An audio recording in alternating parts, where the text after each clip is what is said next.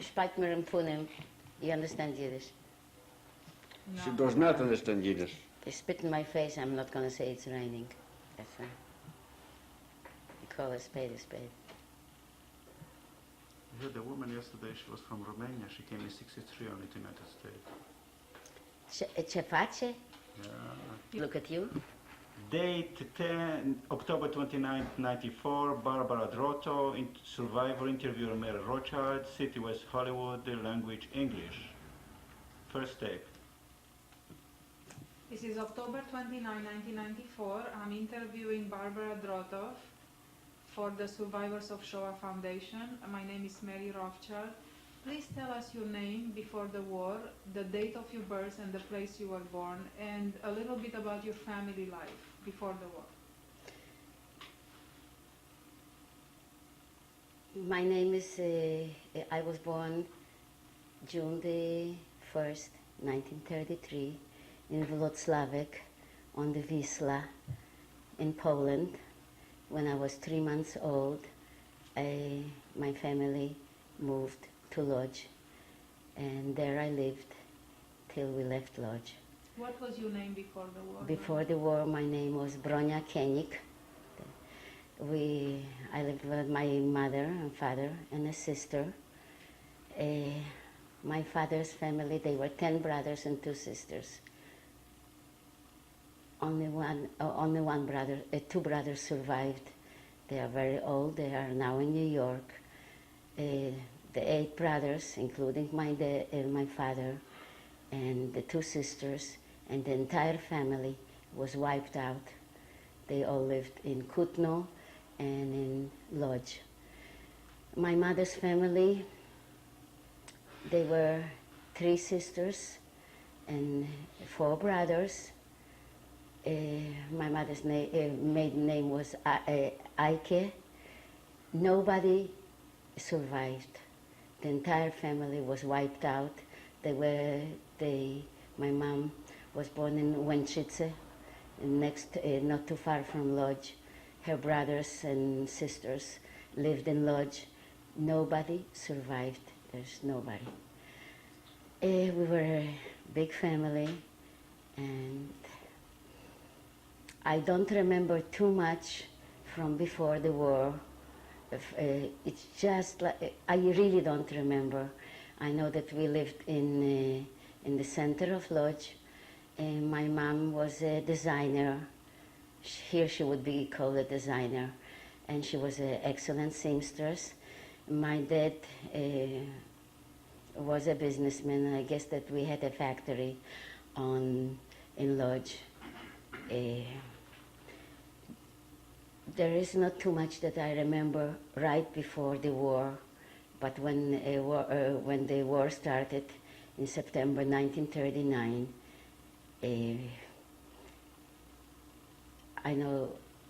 I remember that they were talking, there is a war, and the Germans are coming, and it's like in a dream. I do remember it. And all I know that one day my mommy was crying, and my sister was crying, and I started crying. My father did not come back home, and there was a roundup, and he never came back, and we didn't know where he is. This was right, I think 2 or 3 months after the Germans came to Lodz. And then, this I don't remember, but my sister told me that my Uncle Chaim, which was the brother of my mother, they went to Bałuty, which was a marketplace in Lodz, and he was among the first Jews that were hung in the market.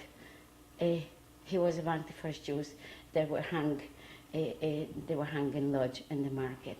This my sister told me. Soon enough, there's something that I'm telling that I don't remember too much, but my sister related to me. People were scared. They started throwing out people from the better neighborhoods like Piotrkowska. One of my aunt. She lived on Zawadzka, and she came to live with us, Ciocia Tola, and things were happening. I know that my mother was always crying, and Ciocia Tola was crying, and to say what's going to happen to us. And then How old were you, Barbara? I was born 1933, so I was around 6 years old, something like this. So there are some things that I do remember and some that I don't remember. I guess we also have selective memory, but if it's frightful, I really don't remember. But I do remember that there was a lot of crying, and that we ate orezes suchari, which is dry bread, that there, and my mother would go and my sister, and they would run to the bakery and bring bread. Then I don't know what happened to and I don't remember what happened. Only my sister told me that my Ciocia Tola was left in the apartment which we had, and then my sister said that we are going to go away and I shouldn't tell anybody. Nie mów nikomu. Don't tell it to anybody. My mother, this is related to me by my sister, and I'm relating it to you. We had a good friend, and they were friends from my parents' friend. His name was Mietek, and he was a Volksdeutsch. He was a Polish citizen, but he was from German descent, and they were very close friends through the years. And when the Germans came, he became a policeman. For what reason? Maybe just to save his life. And he was in the police, in the German police, and he said they started making the ghetto, which was around, I think, May. And he said, Minya, he said to my mother, things are bad. Things are bad. Don't ask me anymore. And he said, I'm going to smuggle you out. So if you have some valuables, take them. Dress the children warm, the two girls, it was my sister and I. We didn't know where my dad is. We assumed that he's dead. And he said, I'll smuggle you out at night. Don't tell it even to your sister Tola. I'll say that you are coming to my house just to eat or whatever. And that's what happened. He came at night. He took, I remember I was holding on to my mother's hand and my sister, and we were dressed warm, and we went to his house because it was at night, late in the evening, and we never came back to the house there. And he took us in a wagon with horses, and he said, put the children down. And my mother was dressed as a Polish peasant, and he was a policeman. So I don't know how he did it. Maybe he bribed some people, and my mother gave him the valuables that she could not take with her. She gave him the keys of the factory, and which he took over, and she gave him the papers and everything, and she signed over everything to him, and he smuggled us out. He brought us to Warsaw, and from there, all I know that there were a lot of people already in Warsaw. All I know that I was always holding on to my sister. We were sleeping in some barracks, and then another person took us from Warsaw till the border, again in a wagon where we were laying down under the straw, till the border. By this time, till the border of Russia, by this time, because the Russians were occupied, this was, I don't know exactly what year, Yeah, this were the Germans. The German had most of Poland, and the Russians had the eastern Poland that was on the border of Russia. And I remember that my mother and my sister, she was the one that was telling me. To her, I was listening, and she said, "If you will cry or if you will this," she said, "I'll kill you. I'll pinch you to death. Don't make a noise because they will kill us." And How old was your sister? Luba is 6 years older than I. So she was around close to 12. And she was my God. Whatever my sister said, I listened to her. And we were let out in the middle of the night. The Polish peasant let us out. And we were left near the border. And we were trying to cross the Bug, the river Bug. And my mother took us by the hand, and we didn't know how to swim, but there was still ice on the Bug. It wasn't the winter, it was on the border. I mean, it was April, and we fell in, and my sister pulled up my mother fell in. I was somehow, I remember, and she fell in and she pulled her out, and we found we were like walking on ice. And we were, finally we came to the other side. We came to the other side, and I think the phone is ringing. We start again. It's take one, start two. Okay, I don't know whether I mentioned it, and so I'll go back. When he smuggled us out, they started making the ghetto, and that was the reason that he smuggled us out, because he said it's bad, it's really bad. So he probably knew much more than the people knew, because a lot of people didn't want to leave their houses and their apartments, and he said, leave everything, I'm going to smuggle you out. Things are really bad. Let's see. Oh, yes, so finally we got out of the water from the ice, and we were soaking wet, and we started, and he told, the peasant said, walk this direction, and he told my mother. So my mother took me by a hand and my sister by a hand, and she said, whatever it is, let's hold on. So we came to, all of a sudden we saw some lights, and people started screaming, and these were the Russian border guards. That's what my sister told me. And they say, davai nazad, go back, go back. And my mother was talking to them in Polish. There are Germans there, we have been smuggled out, please let us this. They said, davai nazad, and they pushed us back. So my mother said, I'm not going to go. So we were sitting for a while at the river's edge, and then we went again. And some other patrol met us, and they saw my mother and the two children say, davai nazad. I guess that they were also afraid, the soldiers, and look at those people, this a woman with two children, but they pushed us back.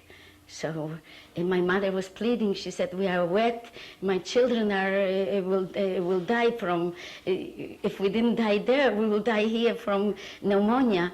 But they told us to go back. But I guess my mother was very tenacious. We rested for a while, and then she said, we were all huddling.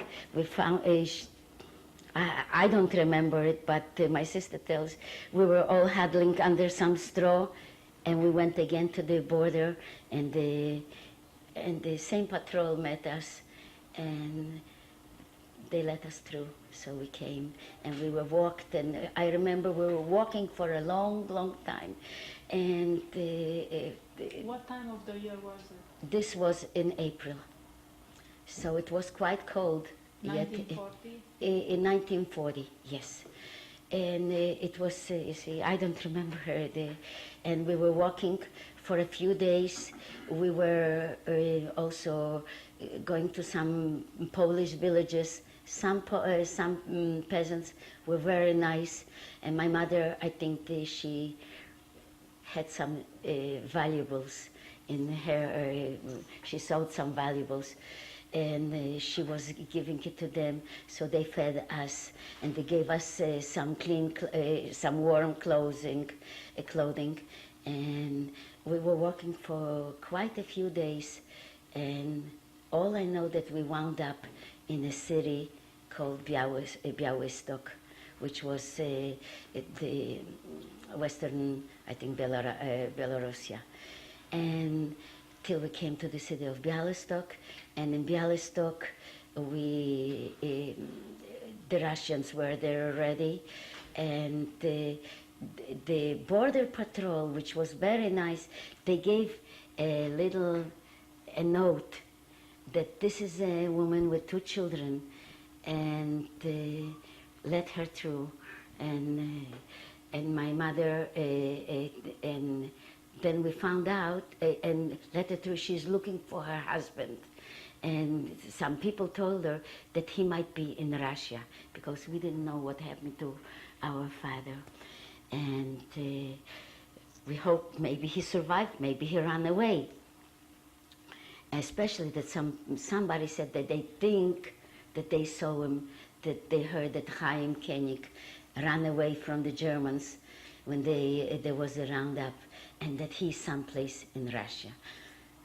So we stayed in Białystok, and we stayed there for about 3 months, and my mother was going to the Russian authorities to ask, maybe they saw, whether they know about the person that is in Russia. His name is so-and-so. And lo and behold, after 3 months, they came, because she gave all the details about him. And we were living also, while we were in Białystok, we were living in one little room, and we got some cards for bread and for things like this, but we were eating already, you know. And then one day my sister said, we found our father. We found our father. Papa is alive, and he's in a little town in the Ukraine, near Kiev. And so there's a lot of people that we lived, when we lived in Białystok, there were a lot of people, Jewish people, that ran away, and then they didn't want to stay in Russia. They said, it's not good here, we will go back. The Germans probably want, some people that ran away right away in 1939 thought that the Germans are the Germans from 1914, especially the older ones. And they went back to the cities, back to Poland.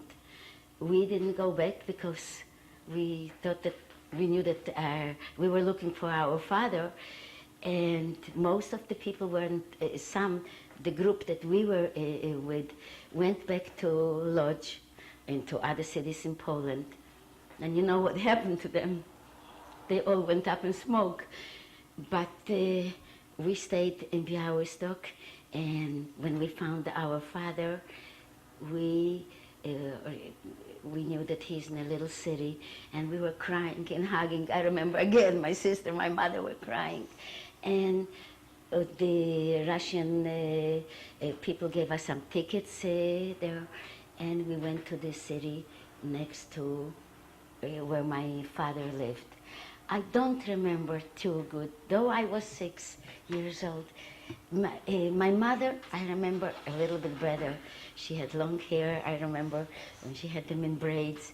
But I do remember my dad too, and we were in a little city in Russia, where my dad also lived. All I know that I was happy.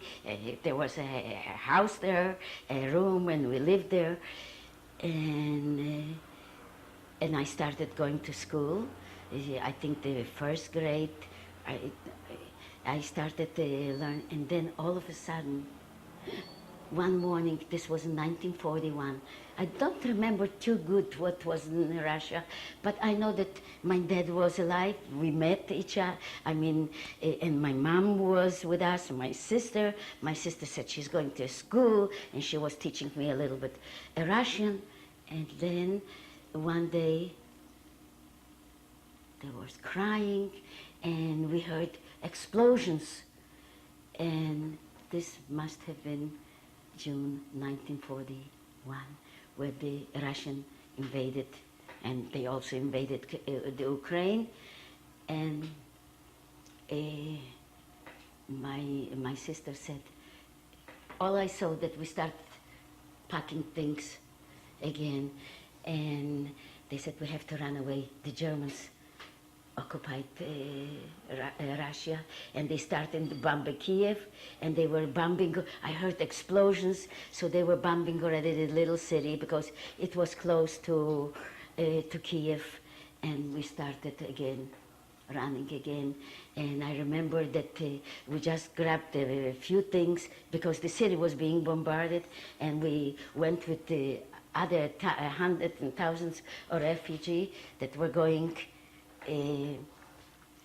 eastward, and because the German army was advancing very fast, and I remember we were huddling in the train, and I remember my mother was holding me, and my sister was next to me, and my dad and my mom were sitting, and they were bombing the places, and then I remember for weeks we were in a train, and people were running out for hot water, and they were bombing. For days we were in train, and bombs were falling, and then the bombing stopped, and we were in a train till we were for weeks, till we came to a place for weeks and weeks. So because the Russian army was advancing, and we came to a place,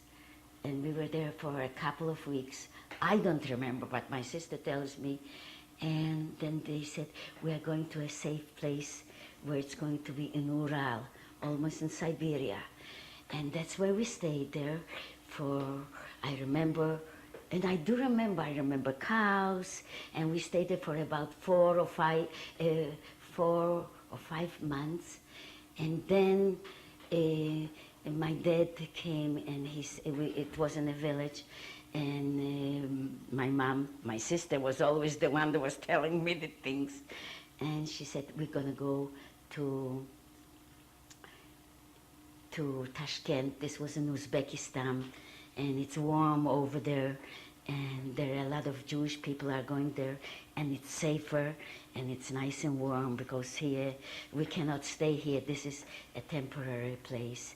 And we came till we were in the train for weeks and for weeks, and because I said, why are we going again? This is a nice place. And I remember that my sister told me the Germans are moving forward. They might occupy Moscow. So the people from Moscow and from Kiev and everybody is running to Siberia, and this is maybe a safe place, but Siberia is not safe anymore, so we will go to Uzbekistan. That's where it's warm. And now I rationalize, that's why we were running away, because the Germans were advancing towards Moscow.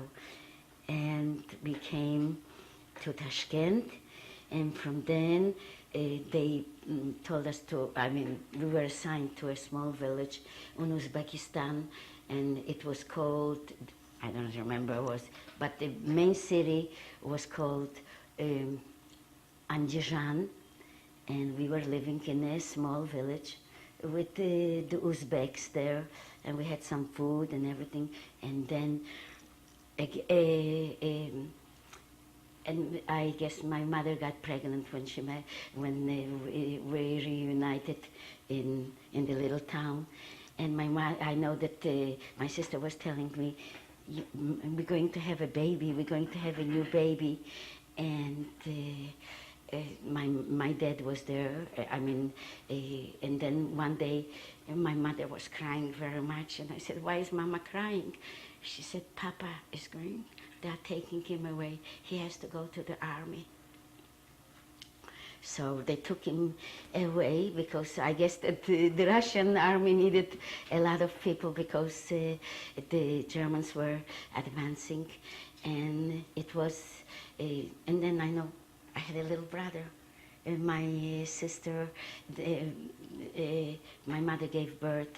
I don't know how. All I know that they told me to go out, and she had the baby, and I had a little brother.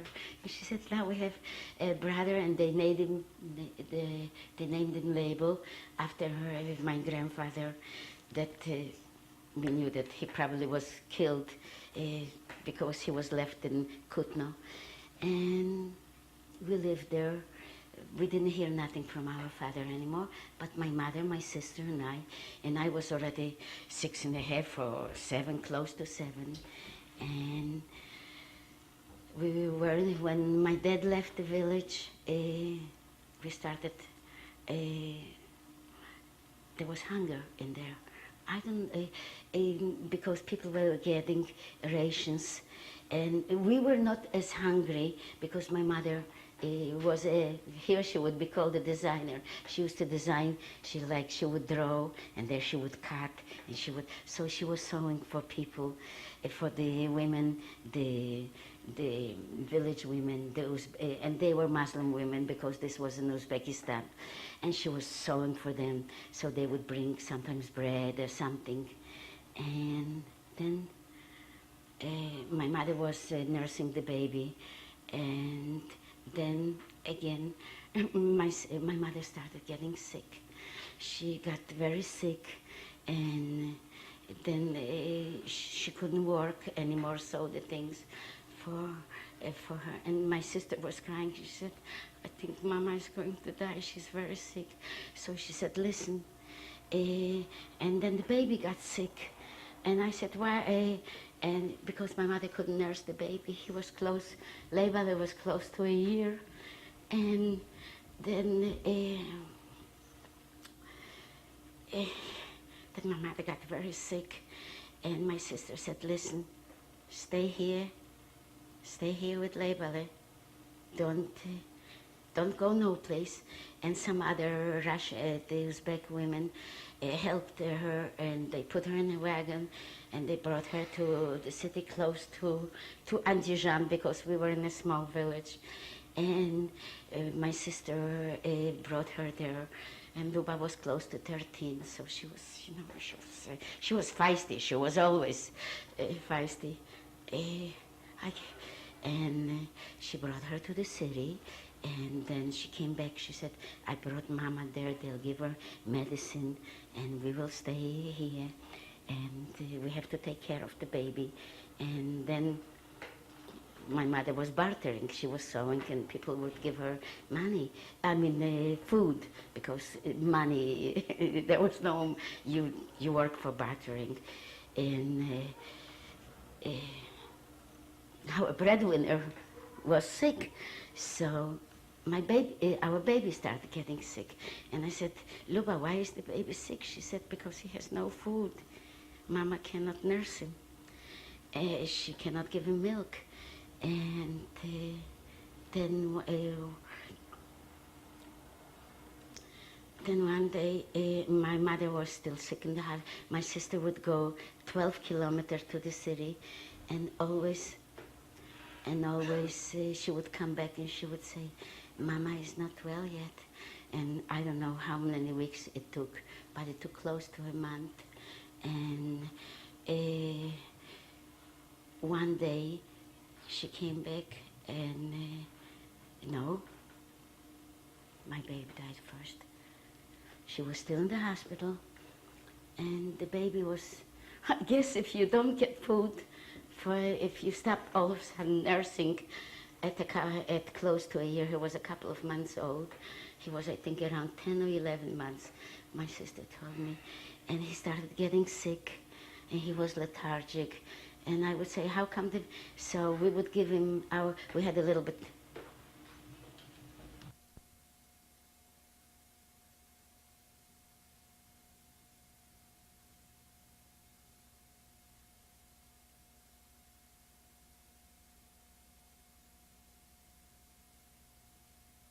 Was survivor, interviewer Mary Rothschild. It's the second tape. And so I guess the baby got sick. And he probably was dying from starvation, and we didn't know, you know. And also, I get there was a shock to his system. All of a sudden, no mother's milk, and all we had is just flour and water that we would cook it like this. And my sister went again to visit Mama in the hospital, and I was holding the baby. She told me, give him to eat. And she said, if he's hungry, don't you dare to eat yourself. You give it to him, otherwise he'll die. So we are big. We somehow, she said, I'm going to go and I'll beg from the women that they should give us, and I'll do for them. I'll clean up the house and so forth. And then I was holding the baby, my sister is coming. And this I remember, you know, when I was holding him, his head went like this. I didn't know, I mean, when you are close to 7, you don't know what that is. And there was no rigor mortis yet. And she was coming, I said, Luba, fast. I was talking to her, of course, in Yiddish and in Polish. And I said, something is wrong with Leibale, and his head is falling. And she ran in, and I guess my sister knew. And she said, Bronya, on Umar, he died. I said, why?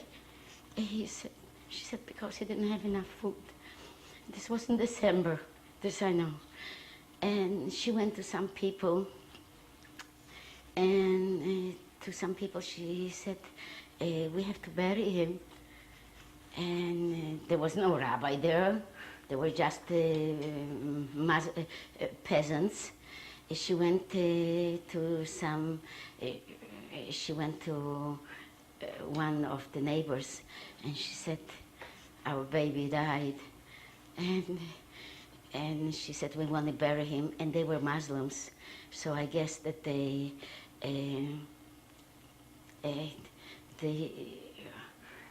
you have to bury fast. And they asked us, did you touch the baby? And I don't know what they asked my sister, but they did not want to come and help us. So maybe because it was the Muslim religion, and in the villages they were really backward. So I guess it was a Jewish baby, maybe it was unclean or whatever. So my sister started, she said, Bronya, you come with me and we have to dig it out. So she borrowed 2 shovels for the big 7-year-old one and for herself. And it was in December in Asia Minor. It's cold, and the ground was very, very tough. And so there was a man that saw us doing it, and the cemetery was in the middle of the village, and he helped my sister. And my sister, when the hole was dug, she said, we will wash the baby because that's what you have to do. Those things my sister knew. We washed Leibale and we put him, she said she dressed him, and we put Leibale in and we covered him up, and it was towards the evening, and we went back home, and she said, we are going to visit. She said, there was no Leibale to taken care of. So my sister said, tomorrow we're going to visit Mama, and you don't tell her nothing. Again, she was warning me that she will pinch me. And I guess it was working like a charm. And the next day, I went Mm. I was holding on to her, and we walked to the Tilandijan, which was about 11 kilometers, and we walked, and she said, go to this room, and she said, I'm going to go and get, I don't know what she was going to get. Oh yeah, she had some food, and she was bribing even the people that working in the village, in the hospital, for a little bit food. You know, she was bringing them some things like dry fruit that were in the village that she got from the to bring some for mother. So she brought some for the. Especially there was a nurse that she said, take care of my mama. I'm going to bring you something. And she said, I'm going to give it to Lena, to the nurse, and you go in. And it was room number, I don't know, but I knew. And she said, and I walked into the room. She said, wait there for me, and it was down the corridor. And this I remember. It's a big surprise. When you are 7, some things, yeah. And I wanted to see the mama because she was almost a month in the hospital. And I ran to the room, and I said, where's my mama? And the lady said something, and I didn't see her, so I got panicky, and I ran out back, and my sister was coming towards me, and I said, Mama is not in the bed. And she said, what do you mean? So she grabbed me, and we ran, and Mama was not in the bed. Mama expired during the night. And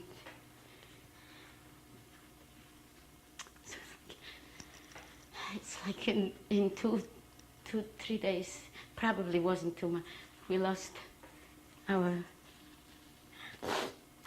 Mama in Leibale. And then we walked back to the village, and she said, now we have each other, and maybe Papa will live because they took him away to, she said maybe he went to kill Germans, and maybe he will alive, so you have you and I. She said, I heard that there is a Sierocieniec, which is a orphanage in the other village, and this is an orphanage where there are Russian children and Polish children. And she said, there are 2 orphanages there, but there is a good orphanage where they also give more food because they get it from the UNRWA, which is from through Poland they were getting things. I mean, from people that were giving from the United States and from England, people. So she took me by she took me by the hand, and she said, we're going to go to this village. There were some things that were left, so she put everything in some packages, and she sold a lot of things. She was my sister was she was terrific till today. Today she's almost broken down, but we got some ruble. She sold some of the things, and I guess also some jewelry that was still left over. She sold it, and she got some money, and she said, we are going to come. We're going to go to this to the other village next to Andijan, and we will go to the good orphanage where they give more food. And I remember she came, she took me by the hand again, and we got dressed nice, and we had some, whatever we had. And this I remember, she came and she asked, gdzie jest kancelaria? Where's the office? And they told her, and she walked in. And they said, what are you doing here? And we spoke Polish, both of us. We also spoke Russian. And she said, my mother died, and my sister was only 12 and a half. She was still, and she said, and we need to go to an orphanage. We don't want to live by ourselves because we're afraid. And they took us to the orphanage. And that's where I spent the next the years of the war. When my sister, I was 3 years there, and I don't know, 2 or 3 years, and they took my sister out from the orphanage, and because she was around 14, and they sent her to it's a place where you have teenagers there, and you have to work there. So, and I begged, I said, don't take her. And she said, listen, don't leave my little sister there. We have been through thick and thin together. But I said, you have to go to this, you can visit her. Visit. And they send her about 500 or 600 kilometers from me, also in Uzbekistan, but in a different place. And that's where she was. This was a place there where they had teenagers, and also they were working. So, and my sister was there in the KZO, which is, it's a school for teenagers where you work most of the time. And she was working in a place where they make silk thread. So she was standing in the water, and that's where she got her sick feet. But she was writing to me letters, and she said, I will be visiting you. And she was writing to, every couple of months I would get a letter from her, and I was meanwhile in the orphanage. That's where I spent my time, and it wasn't too bad. I mean, we used to get rations, also the children. We got about 250 grams of bread, but we were just the same as all the other Russian children. Everybody was hungry, but we went to school, and we had a dream of going back, and my sister always said, we will go back to Poland. Maybe somebody from the families. We did not really know how bad it was, the atrocities. And she said, and then of course, while we were for 4 years, from 1942 till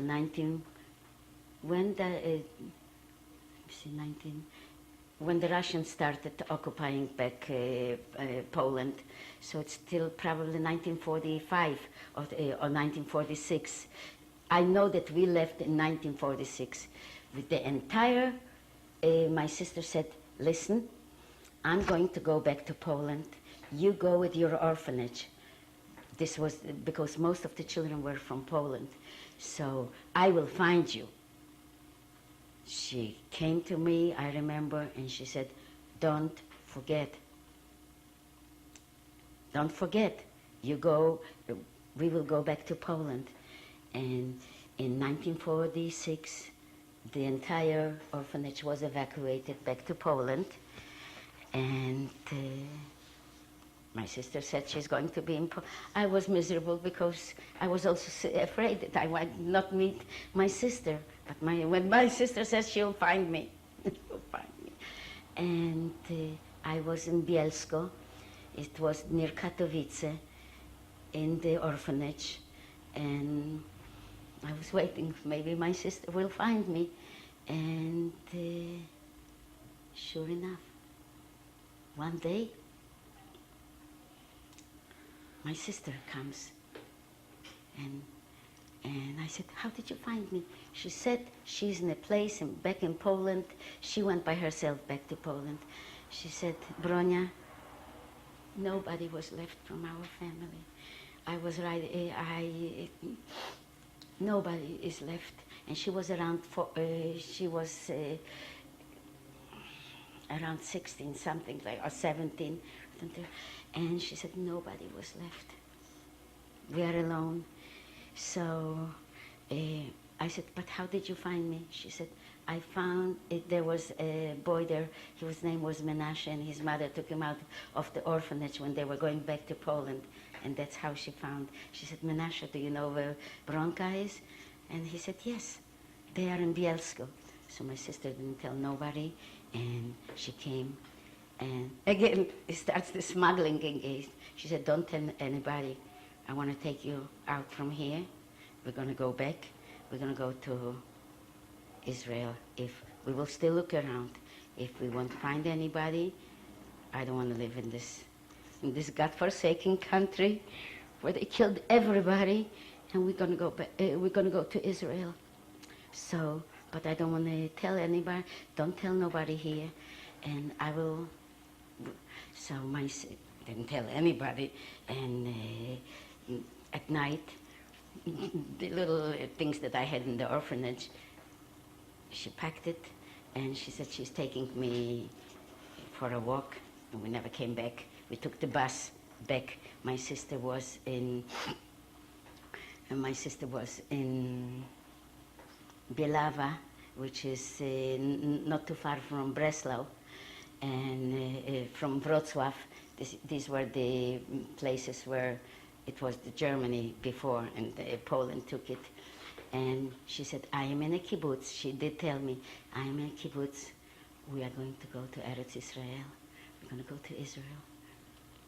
Where at least, if we have to die or something has to, we won't. But at least we will be Jews. She said, I looked around. Nobody was left. Our entire family was wiped out. And this was a family of 10 brothers. My father has 10 brothers, 2 sisters. As I said, my mother there were 4 brothers and 3 sisters. Not even a trace from my mother's family. And I have 2 very, very old uncles. One is in Miami, and one is in New York. They are very old, and this is the only family that was left. Now, we stayed for a while in Poland. My sister took me to this place where she was after fruitless searches. Maybe some uncles or some aunts were left. Nobody was left. So I came back to Poland in 1946. In the end, I think, of 1947, we left with the entire, and also we went to an orphanage that was just from Jewish children that were left wherever there were some Jewish children, or they were hiding, or they were in monasteries, but they were bright enough to come, when you are a little bit, and this was where people were finding Jewish children that knew that they are Jewish, and we went to this was a kinder kibbutz, which means a kibbutz that was going to go to Israel with the surviving children. And my sister was there, and she brought me because she was already in the kibbutz, and I loved it there. And she said, we're going to go to Eretz Israel. And so that's where we stayed in 1948, 1948, yes. The end of she said, we are going, in 1947, we left Poland, we went to France, and we joined with other Jewish children that were in orphanages to go to Israel. And we stayed for a half a year or a year, I don't remember exactly the years, but with other children. And then one of the uncles, by a chance, through somebody else, that we stayed in Verberie, it was 60 miles under Paris, and one of our uncles found us, the one that is still alive in New York. And when they heard that Chaim's children survived, the 2 girls, so they came to visit us, and he came to visit us, and he said, you have another uncle, Yitzchak, that is alive. So Uncle Nachum came to visit us, and he lived in Paris, in France. But my sister said, we are going to Israel. I'm not staying in Europe. That's it. And how they survived, so I find out that my Uncle Isaac was in Russia during the war, and that's how he survived. My Uncle Nathan, I don't know, I think that, I cannot I don't. He looked really like a goy, like a Gentile. So he somehow survived the war. I don't remember exactly the details, you know. And meanwhile, we went with this. They have the Jewish children wherever, whatever children survived, and there was a big shipment. My sister said, we're going to go to Marseille, and we are going to go to Israel. We will go illegally. So I will let you know what kind of name you will go under, because the Haganah and the Brecha, which is the under the army that was before, there was the Israeli army, and they were smuggling out Jewish children. I was not on the Exodus, but I was on a ship that was similar to it, and she said, we are going to Israel. So we went on a ship, and I remember it in Marseille. There were a lot of children from different places in France and in Poland, and especially in where they found some children. And we were all, I remember that my sister said, your name is going to be Miriam Ames. And we will go.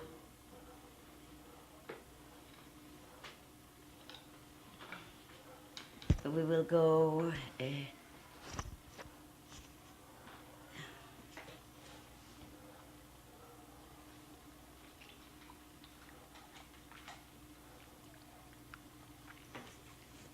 What year was it, Barbara? 1940, the end of 1948. So you were then 15 years old. No, 1948 we came to Israel, yes. Yes, I was close to 15. We stayed in Poland for a year, we stayed in France, and then we went to Israel. My sister went to Israel. I stayed in a kibbutz, we decided to go on a kibbutz. I went, my sister stayed with me for a while in the kibbutz. While I was going backwards, while I was in France, I was in the orphanage. My sister went to a school in Alliance, and she said, and we went to Israel, and then I was in a kibbutz. I was in the kibbutz till 1955. I went to the Israeli. My sister was also, but she was in the city. I finished high school in Israel. I went to the Israeli army. I loved Israel. I stayed on a kibbutz because I was a patriot, and I was in the kibbutz, then I was in the army. While I was in the army, by chance, my husband came to visit he had sisters living in Israel, and one that survived the camps. That survived the camps. And his mother was in Israel there, so he came to visit them. And my sister didn't live too far from there, in Tivon, and while I was in the army in Israel, I came to visit, and we had sort of a blind date. We met each other in the bus, and then we found out that also my sister and Al's sister were neighbors, and we met each other, and we got married. I was reluctant to leave Israel because I didn't know what's in the United States, and my husband convinced me. After we got married, he lived for a while in Israel with me. He said, listen, try America. If you won't like it, you can always go back. I did not want to separate from my sister. That's the only one that was left alive. And I said, I'll try it. So in 1956, we came to New York, and meanwhile I got pregnant with my oldest son, and we stayed in New York for for 3 or 4 years, and then we came to Los Angeles, and where I had my other son, and that's how I came out here. My sister still lives in Israel. Her children live in Israel. One son lives here, and one lives in Israel. I got my schooling in Israel. I finished the army. I matriculated in Israel. I'm an elementary school teacher by profession, and now I work. I'm a director of a early childhood education center in a synagogue. I always worked in places where you instilled the Jewish spirit. With me working, it was a mission. So just to get back through sometimes through the children, the parents that are away so much from Judaism are really coming back to it. After 1.5 million children, there are not too many. There are a lot of Einsteins and Modiglianis and Chagalls went up in smoke, and so for me it's a mission to work with the young children.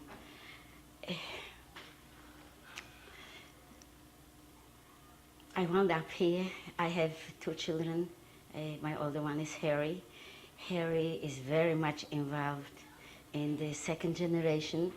He is a scholar in the studies of the Holocaust. As a matter of fact, he writes handbooks and guides for docents, that he writes guides for them and handbooks and how to train them. He works also, he volunteered for years in the museums of the Holocaust, at the Martyrs Memorial, and we are involved in perpetuating Judaism. And especially when I work with the young children, I feel that Hitler did not accomplish what he set out to do, to wipe us off the face of the earth. That's about it. Thank you. Would you like to show us some pictures now? Yes. The picture on the left is a picture of my mama. My mother's name was Minya Koenig, from the home Eike. I guess this picture has been taken in the late 20s. This is one picture, the only that you can see. It has a lot of lines there. My sister brought it to me 2 years ago, and she made a copy. That's the only copy that from the entire family. Nobody. This was made in Łęczyce, Poland. Nobody from the people from Łęczyce, she says, survived. The picture on the right, this is my papa, mój tatuś, Chaim Koenig. The only 2 brothers that were left, which I mentioned already, Yitzhak Nuchem. This is Chaim Koenig. It has been taken in Kutno, Poland. Approximately when? It must have been also in the 20s, because my father was born at the turn of the century. So I don't know how. He must, maybe he would be now in his late 80s, probably. This is a picture of my sister Luba and myself. This picture was made in Paris when we went on the way to Israel, and we made a picture. This was in 1948, the end of probably 1948. This is a picture of myself in Los Angeles here. Say the name. Of Your name.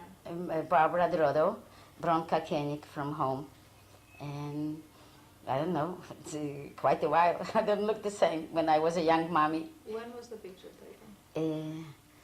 Approximately. Approximately in the late 70s. 1970? Yeah, 1975, 76, Where? 77 in Los Angeles. This is a picture of, the one on the right is my husband, and I think this is when he came to the United States, and at 1949, and the picture on the left is my picture. It was taken in 1955 while I was still in the army, and that's when I met my husband. I was a sergeant in the Israeli army. This is a picture of my family, my husband and I, and Harry and Bobby, and this picture was taken in 1963, I think, or 64, Where? in Los Angeles.